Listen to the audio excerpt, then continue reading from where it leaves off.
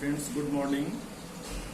Today we are going to start my English grammar chapter that is equally important for students of 9th and 10th.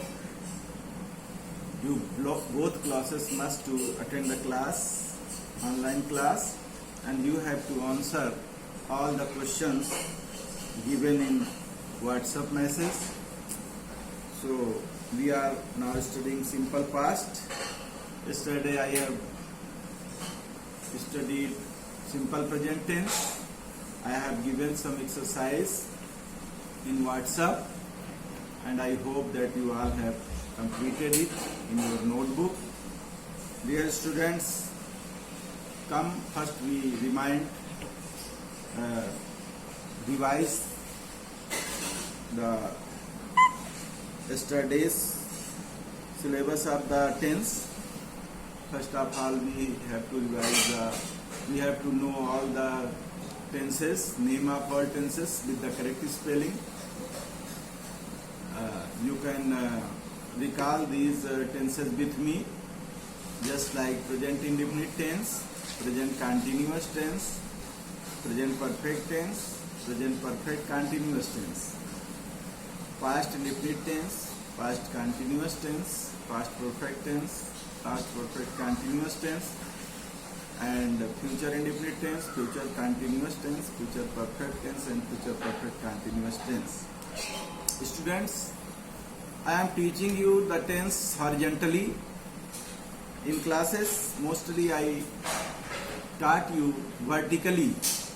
Vertically means first of all I attempt present and I have explained all the present, indefinite continuous, perfect and perfect continuous tense.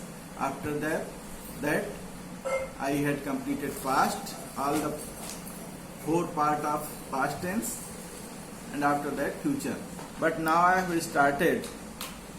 have changed the order of the tenses from vertically to horizontally. Now we are studying, yesterday I have studied about the present indefinite tense, and today I am going to explain you about the simple past tense. Let us start. Close the video please. Simple past tense, that is called past indefinite tense also. This is not clear, you may make clear. इनकी पहचान है जिन वाक्यों के अंत में ता, था, ती, थी, ते, थे और इसके अलावा या, ई, ए आदि शब्द आते हैं, उन्हें सिंपल पास्ट या पास्ट इंडेफिनिट टेंस कहते हैं। या, ई, ए का मतलब है जैसे राम जाता था, लड़के खेलते थे, लड़कियां दौड़ती थी, तो ता, था, ती, थी, ते, थे आ गए।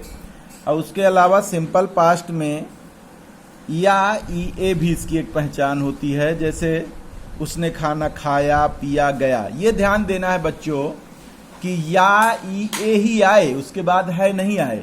अगर या है, ई है, ए है आ जाएगा तो प्रेजेंट परफेक्ट टेंस का वाक्य हो जाएगा, और या था, ई थी, ये थे आ जाएगा तो वो पास्ट परफेक्ट टेंस का वाक्य हो जाएगा।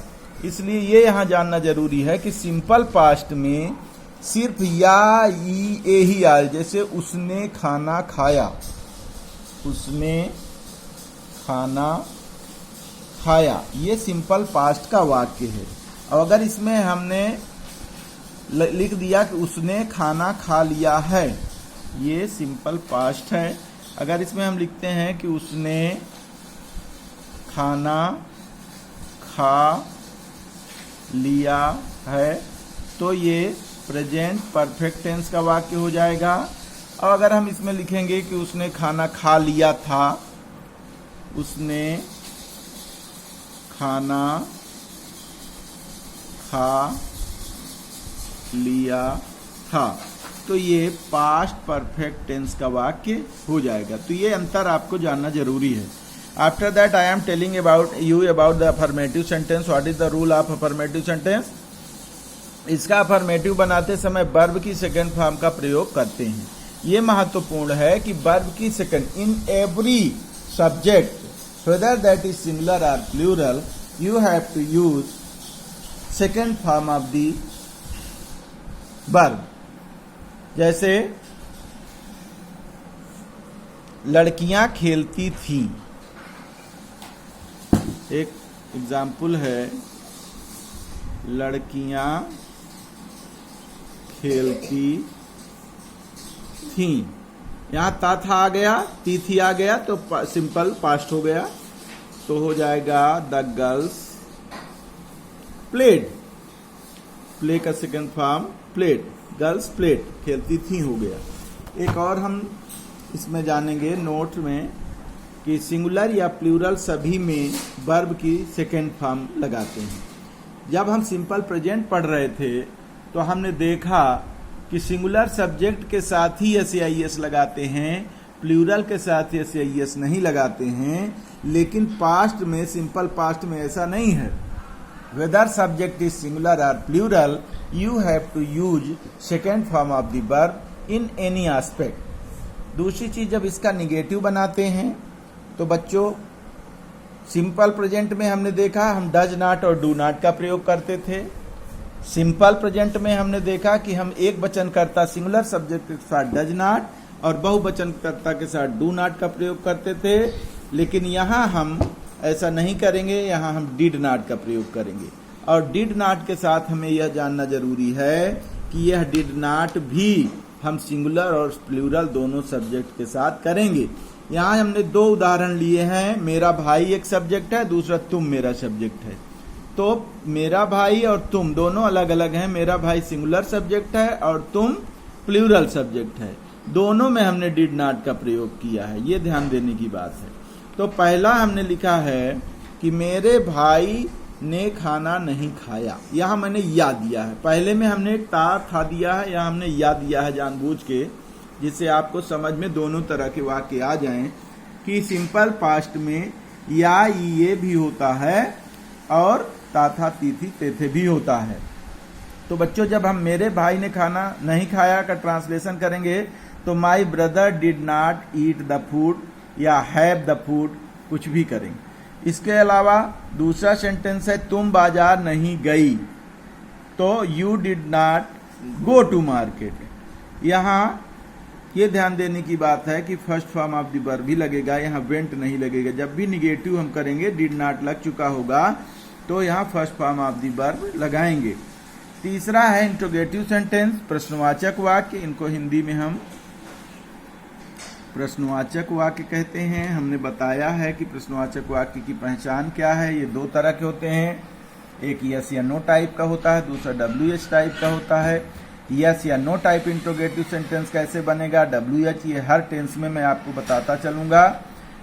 इनका प्रश्नवाचक वाक्य बनाते समय हेल्पिंग वर्ब डिड का प्रयोग सब्जेक्ट के पहले करते हैं। पहली चीज क्या है कि डिड जो हेल्पिंग वर्ब है वो सब्जेक्ट के पहले इसको यूज करेंगे और सब्जेक्ट के बाद मेन वर्ब की फर्स्ट फॉर्म लगाते हैं।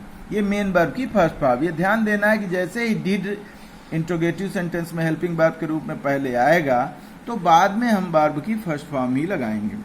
WH टाइप में क्या करते हैं, WH सेंटेंस में WH वर्ड यानी व्हेन, व्हाट, वेयर, व्हाई के बाद डिड का प्रयोग करते हैं, तत्पश्चात सब्जेक्ट लगाते हैं। सब्जेक्ट का प्रयोग उसके बाद करेंगे। बच्चों हम दोनों तरह के सेंटेंस का उदाहरण देखेंगे। क्या तुम घर की सफाई करते थे, did you sweep the home. यहाँ हमने डिड को यू सब्जेक्ट के पहले लगाया है। उसके बाद ये sweep, we have used sweep here as a verb, the natural form of verb you can say, neither es nor es nor ING nor second form, nothing. हम लोगों ने घर में लॉकडाउन के दौरान क्या किया। यहाँ महत्वपूर्ण है कि क्या बीच में आया है और उसकी अंग्रेजी व्हाट हमने सबसे पहले लिख दिया है, फिर डिड लिख दिया है। What did we do in the home during lockdown period, during lockdown period. तो ये ध्यान देना है किस तरह से वाक्य को हम ट्रांसलेट करते हैं।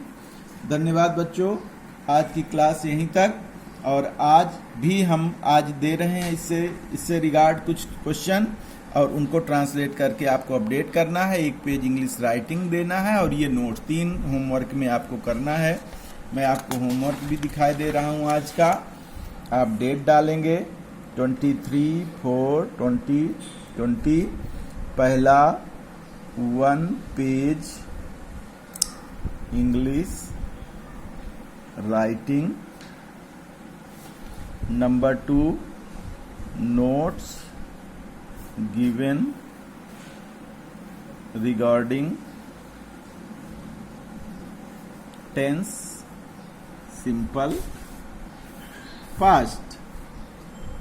Number 3 practices on simple past. Thank you, students.